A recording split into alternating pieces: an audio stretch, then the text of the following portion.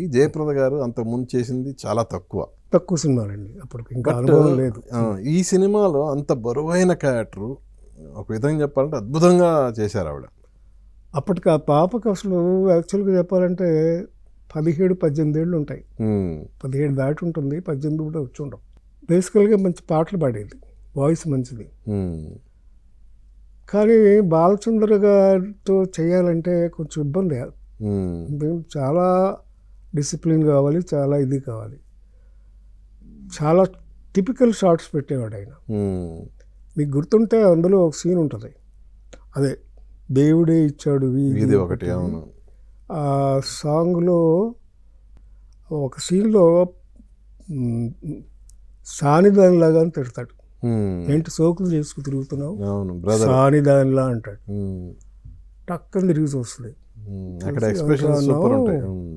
ఏంట్రా మాట్లాడుతున్నావు నువ్వు, ఎవరి కోసం రా చేస్తుంది అని. నేను సానిదానిలా అంటావా, ఇదిగో చూడరా ఈ పాస్బుక్ మీ చెల్లెల కోసం, ఎవరెవరికి ఎంత డిపాజిట్ చేసి సేవింగ్స్ చేసింది చూపిస్తున్నావు, నీ కూతురికి ఇంకా చదువుకునే మీ గుడ్డి తమ్ముడు ఆపరేషన్కి.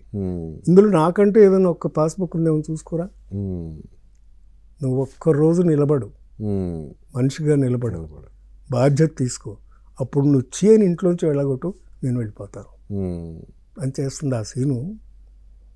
ఇవాళ పొద్దున్నే షూటింగ్ మొదలుపెట్టాం అంటే మేమంతా కూడా సెట్లోనే ఉండేవాళ్ళం, అక్కడే ఉండేవాళ్ళం. చెప్పాను కదా, యూనిట్ అంతా అలాగే ఉండాలి. మొదలుపెట్టారు, టేకులు అవుతున్నాయి, సాయంత్రం అయ్యింది, ప్యాకప్. మళ్ళీ రెండో రోజు మొదలుపెట్టారు, అవుతుంది, మధ్యాహ్నం లంచ్కి బ్రేక్ ఇచ్చారు. అందరం మేకప్ రూమ్లోకి వెళ్ళిపోయాం. జయప్రద రూమ్లోకి వెళ్ళిన తర్వాత నేను రాజమండ్రి వెళ్ళిపోతాను, నాకు సినిమాలో వద్దు ఏడుస్తుంది.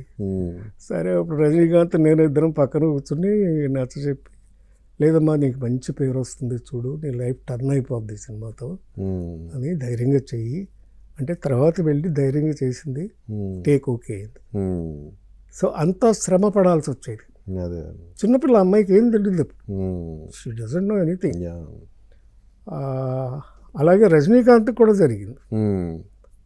అంటే నాకు అందరికీ అది 10 టేకులు 15 టేకులు అనేది కామన్, అంతకంటే ఎక్కువ అనమాట కొన్ని.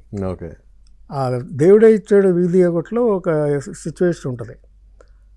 ఒక్కొక్క కిటికీ దగ్గరికి వస్తాడు రజనీకాంత్, వచ్చి సిగరెట్ వేసుకోవాలి, ఈ అమ్మాయి వచ్చి కర్టన్ మూసేయాలి, మళ్ళీ పక్కకి వెళ్తాడు, డోర్ దగ్గరికి వెళ్ళి పాడుతూ ఉంటాడు, కర్టన్ వేసేయాలి, మళ్ళీ సిగరెట్ వేసుకోవాలి.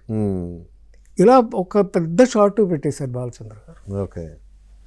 రాత్రిపూట షూటింగ్, రోజు నైట్ ఎఫెక్ట్ అది. చేస్తున్నాడు. ఒకరోజు షూటింగ్ చేశారు, టేక్ ఓకే అవ్వలేదు. అంటే ఇది మిస్ అయితే సిగరెట్ పెడితే ఈ కరెక్ట్ టైమింగ్ ఏదో మిస్ అవుతుంది. మళ్ళీ రెండో రోజు మళ్ళీ పెట్టారు. రజనీకాంత్ బాలచంద్ర గారి దగ్గరికి వెళ్ళిపోయి, గురువుగారు నన్ను క్షమించండి, నేను చేయలేను, వదిలేయండి నన్ను అన్నాడు. ఎందుకు చేయలేవు, నువ్వు నాకు చేసి చూపించావు కదా, చెయ్యి. అది తమిళ్లో లేదు ఈ షాట్. ఈ సిగరెట్ బయట వేసుకోవడం అనేది లేదు, అది అద్భుతంగా వచ్చింది. అది రజనీకాంత్కి ఎంతో హెల్ప్ అయింది కెరియర్లో. సో అలాగా ఇప్పుడు ఆ పాట అంతా అట్లాగా తీశారు.